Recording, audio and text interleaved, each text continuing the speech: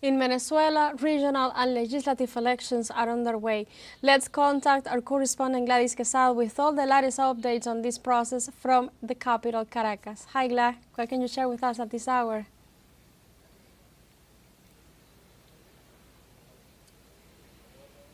Hi, Ale. It's so good to see you and to share this screen with you, and also to have the opportunity to tell to your audience what is going on in Venezuela. So I have to summarize some information. First of all, the voting day started normally at 6 a.m. as was scheduled, and people were gathering at the polling stations to go and vote early.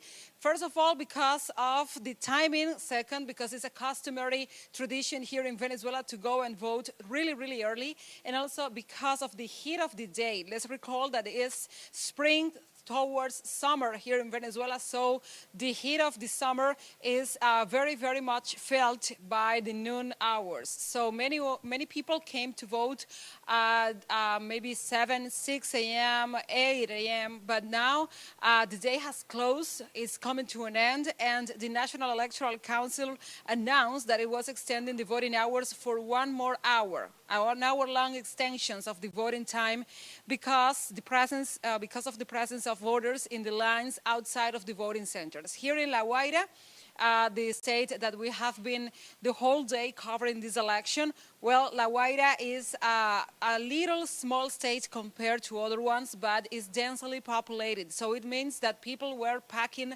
the voting centers early in the morning and after the rains in the afternoon.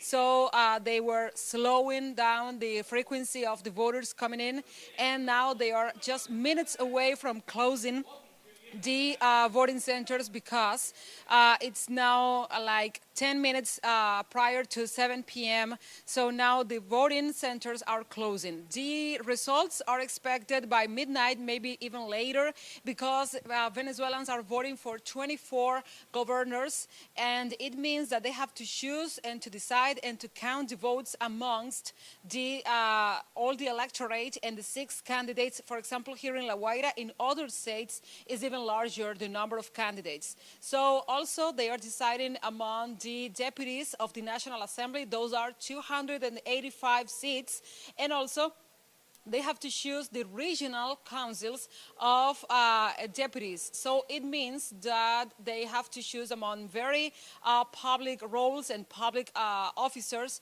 So it is paramount that the count is done precisely and is done with accuracy. So the results are expected later, and we're going to be covering that also for you and for our audience. Moreover, the day was very expedite. The process of voting is very fast, and also it is very well prepared in the ways of voting, the methods of voting. So even the elderly were saying that they were coming in and voting really, really fast. Also, this is a festivity. This is a joyful day for the Venezuelans that have to come here and exercise the right to vote, because this ratifies the trust and the confidence of the Venezuelan people in their institutions, aside from the violent attempts against them, aside from the sanctions, aside from the blockades, and also aside from the media, the international media, smear campaigns against the government and against the institutions. I have also to say something that I have been stressing the whole day.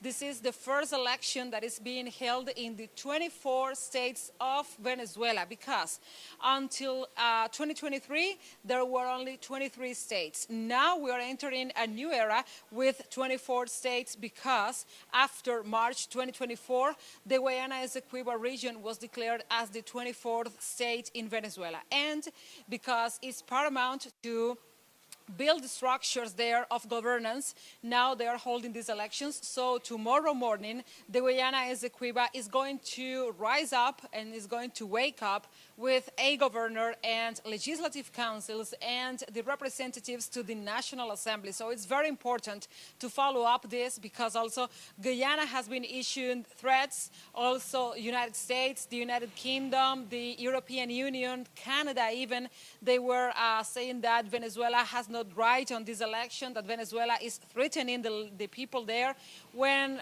really Venezuela is being peaceful and appealing to dialogue and appealing to the Geneva agreements.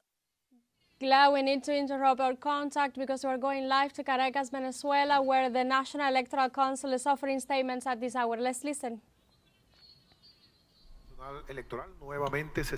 So the National Electoral Council is once again proud of the active participation of the brave people of Venezuela. Thank you to all Venezuelans, men and women. We were listening to the statements of the National Electoral Council, who was offering statement at this hour when the polling stations are closing throughout the territory in this mega election day for Venezuelans. And with this information, we have come to the end of this news brief, but you can find this and many other stories on our website at telesurenglish.net and join us in our social media. We are on Facebook, X, Instagram, Telegram, and TikTok as well. For TeleSUR English, I'm Alejandra Garcia. Thank you for watching.